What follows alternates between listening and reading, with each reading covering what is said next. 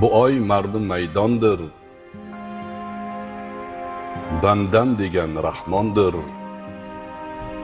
Kutib turgan rayyondir. Ramazon keldi, Ramazon.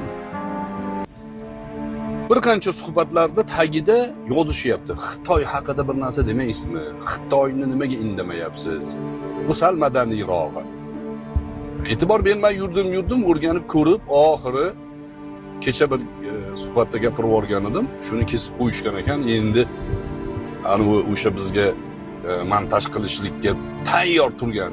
Xitoy haqida gapirmaysanmi deganlar tayyor turganda bu gapga srazi olishib, tarqatishib shuni ustida o'zlarini o'yinlarini o'ynashyapti.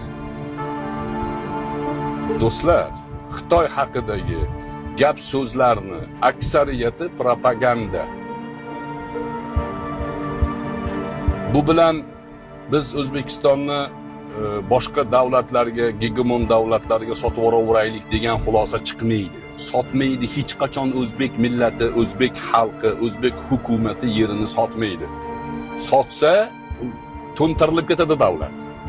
Sotib bo'lmaydi yerni.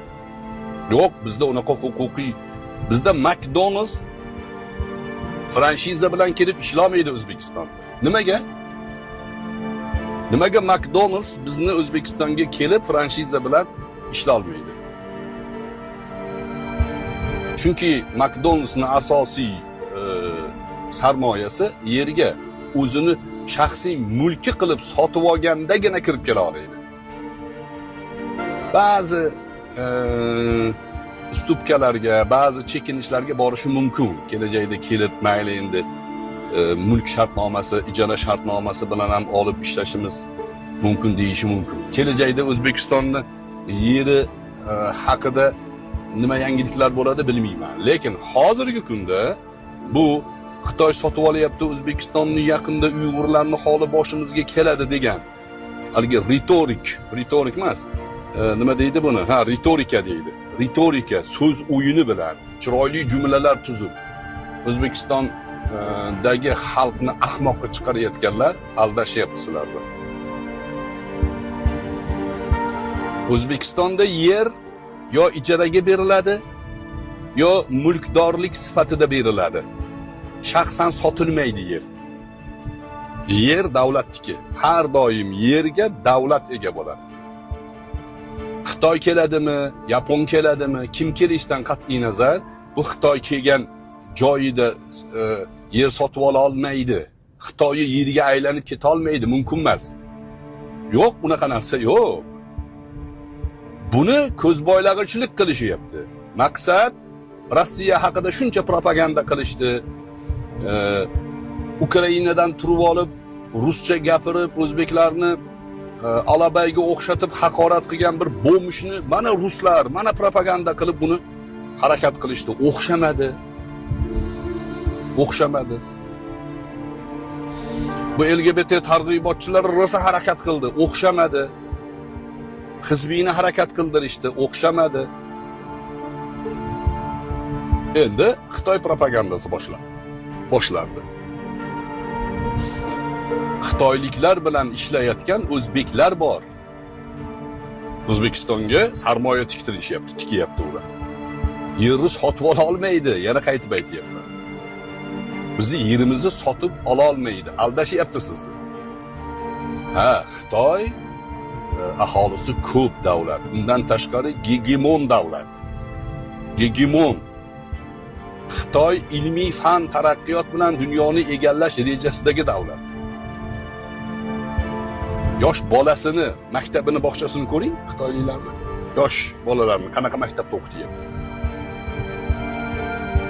Xitoy bizni xalq o'laroq egallab olmasin degan o'zbek millatini g'amini yegan, vataniga muhabbati bor o'zbek o'g'lini saviyali shaklda o'qitish kerak. Boshqa yo'l yo'q. Xitoy undoq, Xitoy bundoq baqir-chaqir bilan hech narsa qila olmaysizlar. Bu jarayon davom etadi. Biznes ma'nosida, zavod qurish ma'nosida O'zbekistonga katta bunaqangi oqim kelishligi tabiiy. avvallari sizlarga aytgan edim do'stlar, O'zbekiston O'rta Osiyoning Shvetsariyasi. O'zbekiston O'rta Osiyoda eng strategik ahamiyatga ega joy. Bu joy har doim bozor sifatida butun savdogarlarni qiziqtirib kelgan. O'zbekiston siyosati bir paytlar o'ta yopiq bo'lgan, hech kim kirib kelib biznes qila olmagan, qilganlar ham muammoga uchragan. O'shaning uchun ishonchsiz sifatida qaragan. Bugungi kunda Xitoy kirib kelib pul tikyapti, shu yerda zavod ochyapti, qilyaptimi? U yerni sotib olyapti degan propaganda bilan aldanmang bu propagandaga.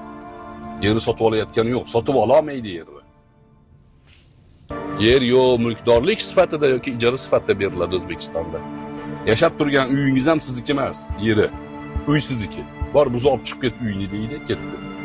Uyingizdan neft chiqsa davlatniki bo'ladi.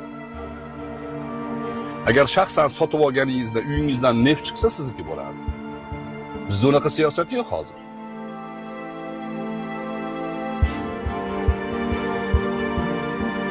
Aldashyapti xullas keling. 4,5 millionga yaqin, 5 millionga yaqin o'zbek Rossiyada yuribdi. Rossiyada shunaqa propaganda bor.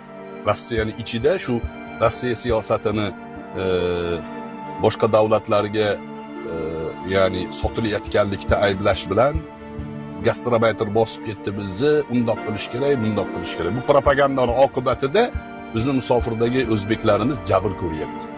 Tojiklarimiz, qirg'izlarimiz jabr ko'ryapti. So'radim. Haligi vayn chiqyapti, ko'p ko'zinglar tushgan bo'lsa kerak, ro'za-i Ramazon kunlarida xullas bunaqa suvni ichgandagi og'izga charpaydi. Xurmoni bunday hida xuddi go'yo aroq ichgandan uni zakiskasiga qilib qilganga o'xshatmalar qilyapti. Endi ro'za kuni o'zi gunohlar yuviladigan payt oyda endi bu. Ular bettar qilishyapti-da, o'zlariga o'zi g'ar qilyapti. Birinchidan like yig'aman deb enaqa bunaqa qilish kerak emas-da. Shunaqa qilmanglar, jon akalar, jon ukalar deymanmi, nima deydi, jon xonamidan bo'lganlar, itdan tarqagan like bosgan senlarga ham tegishli. Tushundingmi? Qilishma.